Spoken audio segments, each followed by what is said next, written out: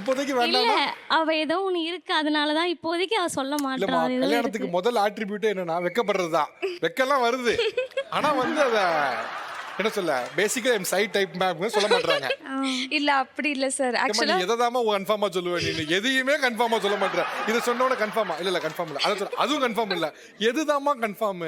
அது கன்ஃபார்மா நான் கன்ஃபார்ம் ஆகுற அன்னைக்கு அண்ணன் என்னப்பா இன்டர்வியூ போற மாதிரி வந்திருக்காப்ல?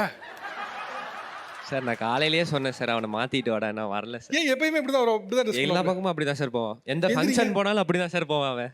அந்த ப்ரொஃபஷன் அந்த மாதிரி. என்ன ப்ரொஃபஷன்? எக்ஸ்போர்ட்டர்.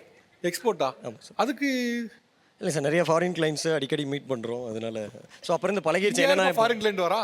இல்லை சார், அப்போ இருந்து ப்ரொடக்டிவாக மாறிடுச்சு. நான் இப்போ வந்தது கூட மதியம் எனக்கு ஒரு ஷிப்மெண்ட் பார்க்க அவன் தான் என்னை வற்புறுத்தி இந்த ஷோக்கே கூப்பிட்டு வந்தான். ஓகே, என்ன காரணம் சொல்றாப்ல உங்க அண்ணன் வந்து திருமணம் பண்ணிக்க மாட்டேன்னு சொல்றதுக்கு ஒரு காரணம் என்ன சொல்றாங்க? ஃபேமிலியை வச்சு ரெஸ்பான்சிபிலிட்டிஸ் பண்ணிட்டு இருக்கான் சார். அப்பா இறந்து 5 வருஷம் ஆச்சு சார்.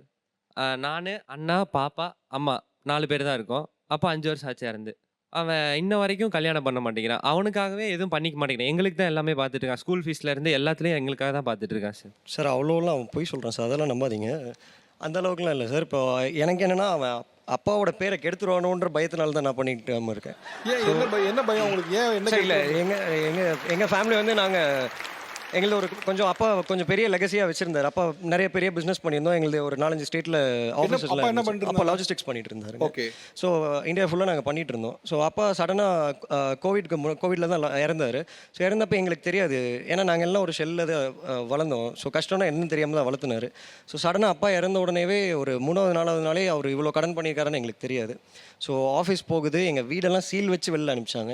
அப்போ கூட அவன் போய் விளையாண்டுட்டு இருந்தான். அவனுக்கு அப்போ என்ன பொறுப்புன்னு கூட தெரியாது. அப்போது நான் சும்மா தெரிஞ்சுக்கிறேன். அப்பா இருக்கும்போது உங்களோட லைஃப் ஸ்டைல் எப்படி இருந்துச்சு? சார் அவர் எவ்வளோ வருமானம், என்ன கடன், என்ன செலவுன்றது வீட்டுக்கு தெரியாது. அப்பா இருக்கும்போது சொந்த வீடு இருந்துச்சு?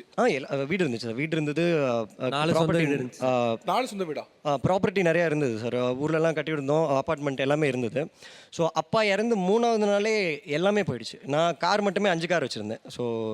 ஸோ எல்லாமே அப்பா இறந்து ஒரு 3வது நாள் தான் லைனாக வீட்டுக்கு வராங்க. கடன்காரங்க வர சொந்தக்காரங்க இருந்தவங்க எல்லாம் அப்படியே கிளம்புறாங்க. ஸோ எங்களால் நினச்சி பார்க்க முடியாத அளவுக்கு ஒரு அமௌண்ட் கடன். இவன்கிட்ட பொறுப்பு இருக்குன்னு சொல்லி நான் நம்பி கொடுக்குறேன்னா, ஒரு டைம் நான் வெளில இருந்தேன் சார். நான் கிளைண்ட் மீட்டிங் வெளில போயிருந்தேன். அப்போது அம்மா வெளில கூப்பிட்டு போகணும்.